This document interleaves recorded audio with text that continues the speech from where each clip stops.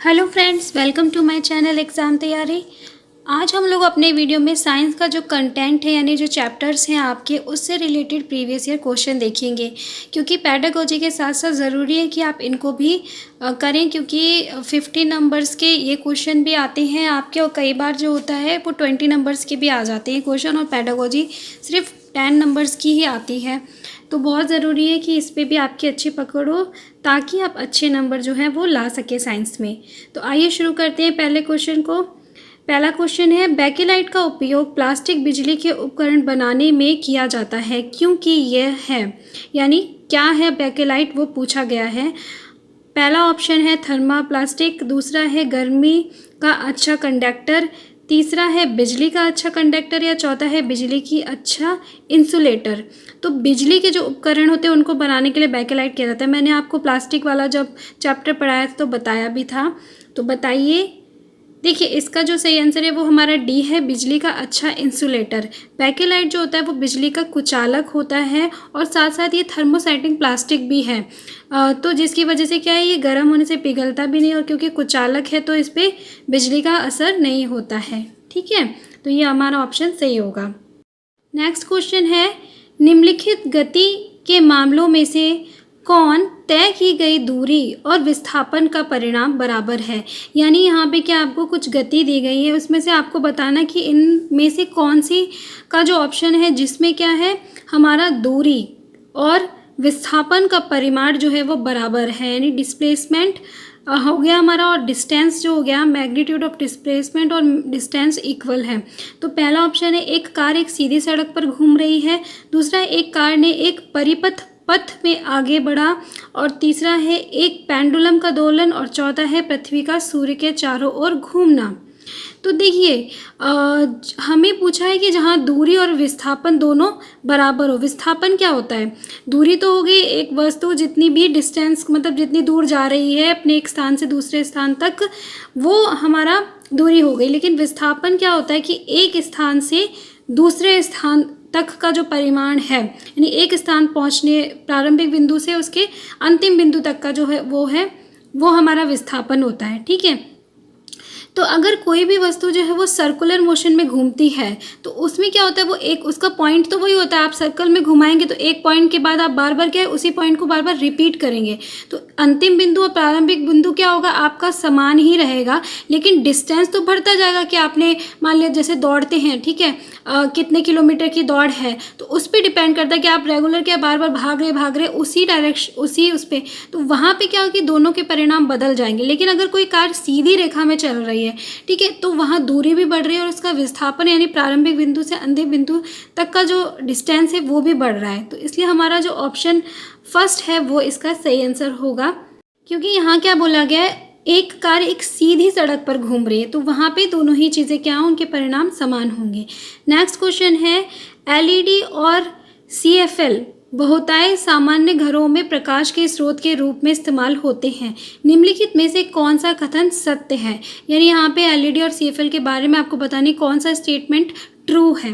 पहला है सीएफएल बेहतर है क्योंकि एलईडी में विषाक्त सामग्री इस्तेमाल होती है, दूसरा है एलईडी बेहतर है क्योंकि सीएफएल में विषाक्त सामग्री इस्तेमाल होती है, तीसरा है दोनों समान रूप से अच्छे हैं, या चौथा है दोनों में कोई अच्छा है, दोनों में कोई भी अच्छा नहीं है क्योंकि दोनों में विषाक्त सामग्री इस्तेमाल होती है।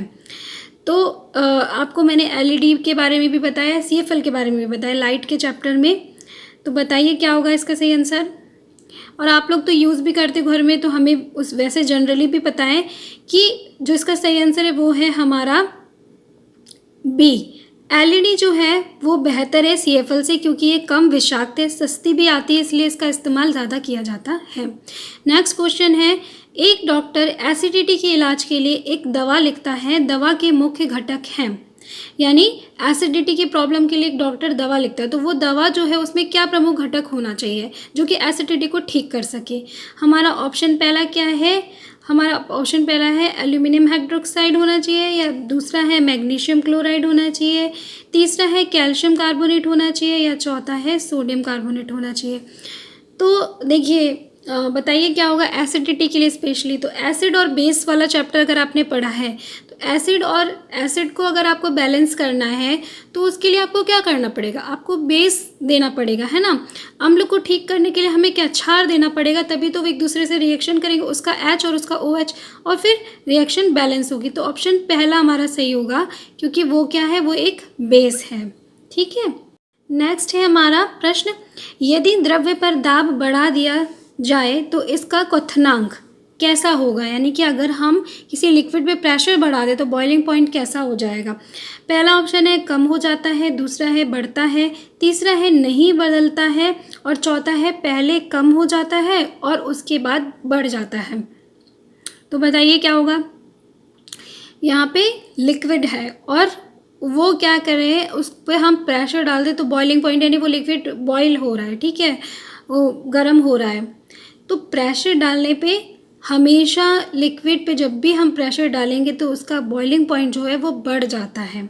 इस बात को आप याद रखिए। आपने देखा भी होगा, अगर कोई बर्तन पे पानी आप गर्म करेंगे, उसमें अगर कोई भी चीज़ आप एकदम से डालते हैं तो आप देखोगे कि पानी जो एकदम से बुलबुले बहुत तेज़ी से उठने लगते हैं, तो बॉइलिंग पॉइंट क्या होता है, बढ़ जाता है।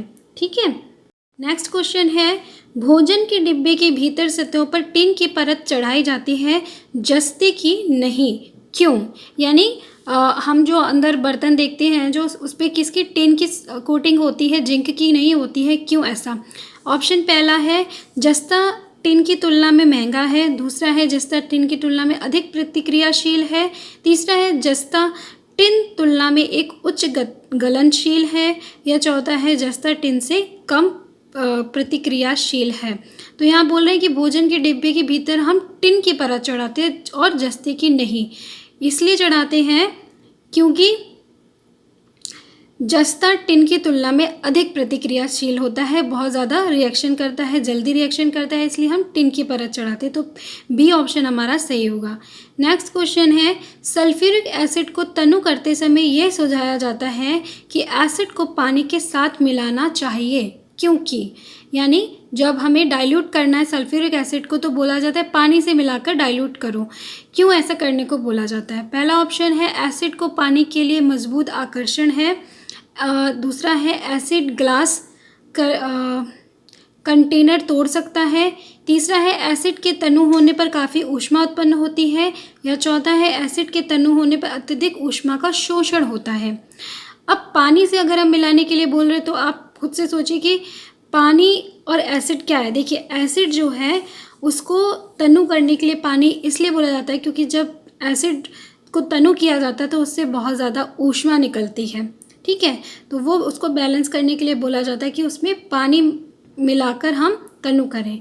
तो हमारा जो ऑप्शन नंबर थर्ड है वो सही है, एसिड के तनु होने पर काफ़ी ऊष्मा उत्पन्न होती है। नेक्स्ट क्वेश्चन है, हरे पौधे दिन के दौरान वातावरण में कार्बन डाइऑक्साइड की बजाय ऑक्सीजन मुक्त करते हैं, क्योंकि। यानी हरे पौधे जो होते हैं वो दिन में क्या करते हैं, वातावरण में कार्बन डाइऑक्साइड की बजाय ऑक्सीजन देते हैं और ऑक्सीजन हम लेते हैं, उसको ग्रहण करते हैं, क्यों, ऐसा क्यों है। तो पहला ऑप्शन है हरे पौधे रात के समय के दौरान सांस नहीं लेते हैं, दूसरा है हरे पौधे केवल रात के समय के दौरान सांस लेते हैं, तीसरा है हरे पौधे दिन के समय के दौरान सांस लेते हैं लेकिन रात के दौरान प्रकाश संश्लेषण में शामिल रहता है, और चौथा है दिन के समय के दौरान प्रकाश संश्लेषण की दर श्वसन की दर से अधिक होती है। देखिए पौधे जो हैं वो सांस तो हमारी तरह हमेशा लेते हैं, चाहे दिन हो चाहे रात हो, लेकिन प्रकाश संश्लेषण की जो प्रक्रिया वो सिर्फ दिन में चलती है, और प्रकाश संश्लेषण की जो प्रक्रिया है वो श्वसन प्रक्रिया जो होती है पौधों में उसकी तुलना में ज़्यादा होती है। तो वो कार्बन डाइऑक्साइड कम मात्रा में निकलती है और प्रकाश संश्लेषण के द्वारा जो ऑक्सीजन है वो बहुत अधिक मात्रा में निकलती है। तो इसलिए हमारा जो चौथा ऑप्शन है वो यहाँ पे सही होगा कि दिन के समय के दौरान प्रकाश संश्लेषण की दर श्वसन की दर से अधिक होती है। ठीक है, नेक्स्ट क्वेश्चन देखते हैं, नमक और चीनी खाद्य पदार्थों को एक लंबी अवधि के लिए रखने पर मदद करता है, क्योंकि अधिक नमक और चीनी की अधिकता यानी जैसे अचार वगैरह जो हुआ उसमें भी, या मुरब्बा, उसमें चीनी और नमक बहुत ज़्यादा मात्रा में डालते हैं, उससे क्या है, ख़राब नहीं होता जल्दी, फंगस नहीं लगता। तो ऐसा कैसे होता है? ऑप्शन पहला है माइक्रोबियल कोशिकाओं को सुखा देती है, दूसरा है माइक्रोबियल कोशिकाओं के फटने का कारण है, तीसरा है माइक्रोबियल कोशिकाओं के आकार में परिवर्तन के कारण है, और चौथा है भोजन से पानी निकाल देती है। तो अगर आपने माइक्रोइज्म वाला चैप्टर देखा हो, माइक्रोइज्म के बारे में पढ़ा होगा, तो ये जो है नमक और चीनी जो है वो क्या करते हैं, माइक्रोबियल कोशिकाओं को सुखा देते हैं, तो वो क्या है, डेड हो जाती है, तो फिर वो ख़राब नहीं करती। ठीक है, ऑप्शन पहला हमारा सही होगा। नेक्स्ट क्वेश्चन है, एक घाव में से खून का बहना फिटकरी के आवेदन के द्वारा बंद किया जा सकता है, क्यों बंद किया जा सकता है? पहला ऑप्शन है घाव को फिटकरी के हिस्सा द्वारा दूर किया जा सकता है, दूसरा है फिटकरी रक्त को एक थक्के के रूप में जमा देती है, तीसरा फिटकरी घाव के पास तापमान कम कर देता है, या चौथा फिटकरी एक एंटीसेप्टिक है। तो हमारा जो इसका सही आंसर है वो है हमारा ऑप्शन नंबर बी, फिटकरी रक्त को एक थक्के के रूप में जमा देती है। ठीक है, एक एंटीकोगुलेंट की तरह काम करती है, तो वहाँ पे इसलिए एलम जो होता है या फिटकरी जो होती है वो खून के बहने को रोक देती है। ऑप्शन हमारा बी सही होगा। नेक्स्ट क्वेश्चन देखते हैं, ग्रीन हाउस प्रभाव को वातावरण के तापमान में वृद्धि का मुख्य कारण है कि मुख्य रूप से वजह है। देखिए हिंदी में थोड़ी मिस्टेक है क्वेश्चन में, लेकिन आप समझ लीजिएगा। तो यहाँ पे मेनली पूछा गया है कि तापमान में वृद्धि का जो है मुख्य कारण क्या है। पहला ऑप्शन है ऑक्सीजन, दूसरा है नाइट्रोजन, तीसरा है कार्बन डाइऑक्साइड और चौथा है गंधक। तो अगर आपने देखा है, मैं पढ़ा है ग्रीन हाउस के बारे में और ग्लोबल वार्मिंग के बारे में भी, तो आपको पता होना चाहिए कि कार्बन डाइऑक्साइड जो है वो मेन वजह है कि हमारे वातावरण का तापमान में जो है लगातार वृद्धि हो रही है, क्योंकि गाड़ी वगैरह में जो पेट्रोल डीजल भी यूज़ होता है, इन सब से भी बहुत ज़्यादा मात्रा में कार्बन डाइऑक्साइड निकलता है। तो हमारा ऑप्शन जो सी है कार्बन डाइऑक्साइड, वो हमारा सही आंसर है। ठीक है, नेक्स्ट क्वेश्चन देखते हैं, गैर धातु ऑक्साइड कैसे होते हैं, यानी नॉन मेटेलिक ऑक्साइड्स जो हैं उनका यहाँ पे आपको गुण बताना है। पहला ऑप्शन है प्रकृति में अम्लीय हैं, दूसरा है प्रकृति में बुनियादी रहे हैं, तीसरा है प्रकृति में उभयधर्मी हैं, या चौथा है लाल लिटमस पेपर को नीला करते हैं, यानी कि एसिडिक है या बेसिक है या एम्फोटेरिक है या लाल लिटमस पेपर को नीला करते हैं। तो ऑक्साइड वाला चैप्टर मैंने आपको पढ़ाया था, धातु वाला, उसमें धातु के गुण बताए या धातु के गुण बताए, उनकी रिएक्शन होती है वो कैसे होती है। तो हमारा जो ऑप्शन पहला है वो सही है कि जो गैर धातु होते हैं, यानी कि नॉन मेटेलिक ऑक्साइड्स होते हैं, आप कह सकते हो अधातु के जो ऑक्साइड्स होते हैं वो प्रकृति में अम्लीय होते हैं। ठीक है, और ये क्या करते हैं, ये नीले लिटमस पेपर को लाल करते हैं। तो पहला ऑप्शन जो है वो हमारा सही होगा। ठीक है, तो ये थे आज के लिए क्वेश्चन। आई होप अच्छे लगे होंगे आप लोगों को। इस तरह के ही क्वेश्चन आते हैं, मैं लेकर आऊँगी आप के लिए और प्रैक्टिस पेपर, ताकि ज़्यादा से ज़्यादा आपकी प्रैक्टिस हो सके। वीडियो को प्लीज़ लाइक कीजिएगा। मिलती हूँ आपसे नेक्स्ट वीडियो में, तब तक के लिए बाय बाय।